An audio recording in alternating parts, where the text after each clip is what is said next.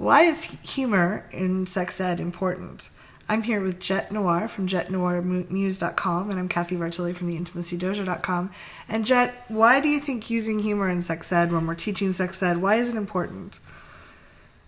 I think that because of the lack of sex education in our youth in this country, it's become this really taboo topic that a lot of people are even afraid to approach it at parties sometimes, just to even talk about it. Yeah. And I'm talking about just a regular house party. They don't want to talk about the subject. And so if we can make it seem like less of a monolith, less of this, huge force that has all this shame and things like that from their past surrounding it, and just have fun with it and remember that, yes, this is about pleasure. Yes. And pleasure and humor are, somewhat synonymous. So yeah, no, I love that. I think there's so much the white coat, the serious person kind of using big words. And if you're already scared, it just becomes completely intimidating. Mm-hmm.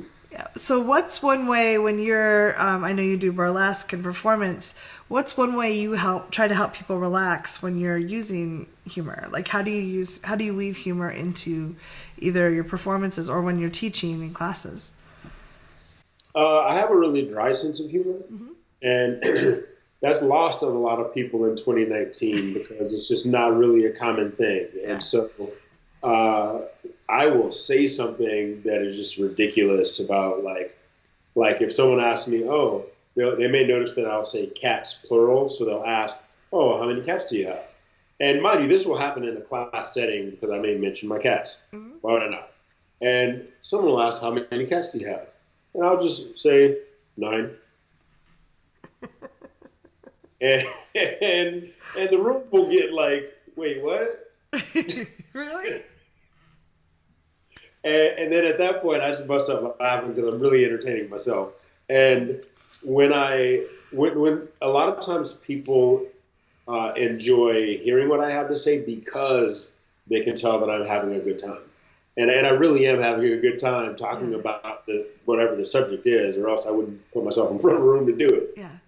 No, I've seen you teach. You're a great teacher. I love how warm you are, and your facts are solid and there's no pretension. There's no I'm going to make this sound complicated. It's like, no, this is what it is. So I'm excited. We're teaching the pre-con on sexy negotiation. I'm wondering if the cats are going to come up there now. I'm going to be watching for that joke. Yeah, wait for it because cats are always going to come up. They're my kids. Okay. Yeah, I only have one, but she's very, very spoiled. So. What is one of the pitfalls? Have you seen people use humor in ways that it made it less accessible, the information less accessible?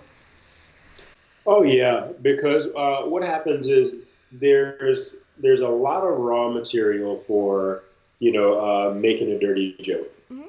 right? However, it's one thing to, point out an unintentional pun and have a laugh about that. It's something entirely different when, in like a 1-hour class, someone's making dirty, raunchy, sort of misogynistic jokes. Yeah. You know what I mean? And they're like, when a joke is kind of on the line mm-hmm.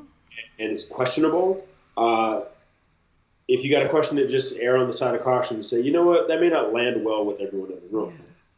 And even if you know most of the people in the room, you still don't know how it's going to land with everyone. Now, you could also make a joke about a tricycle and it may upset someone. You never know. Yeah. But you still just kind of got to, you have to use your best judgment. Well, especially if you're the teacher and you're in front of the room, you have that power. And so things that you might be funny as two peers might all of a sudden seem like a power trip or something if you're not. So there's... One thing I always try to do is make sure I'm poking fun at myself, or if I think my co-teacher can handle it, I'll poke fun with them. Right. I might tease you about your 9 cats that you don't have, but it's very important, I think, not to use the power to pick on other people to try to be funny when we're trying to teach something. Yeah. So this is your first time at ConvergeCon, correct? Yes, it is. Why are you excited to be going? To imagine, I've been to other types of conventions, but to be so I know what the pulse is like when everyone is there for the same reason. So when that same reason is, educating the masses on sex and all of its nuances, then that excites me just even as an attendee. Yeah. I'm like, how many classes can I take? Sign me up. And so I'm excited to be on both sides of it, to speak and to listen. Yeah, no, it's been fun because I've been interviewing some of the other speakers, and I'm like, oh my God, I want to go to all these talks. They're really good. And Vancouver is beautiful. You're up there doing some burlesque shows right after? Right after. So it's going to kind of be 2 weeks for me. I'm going to pop in for pre-con and then stay all the way to the following weekend where I'll be performing in the Vancouver International Burlesque Festival. Oh, how fun. That's wonderful.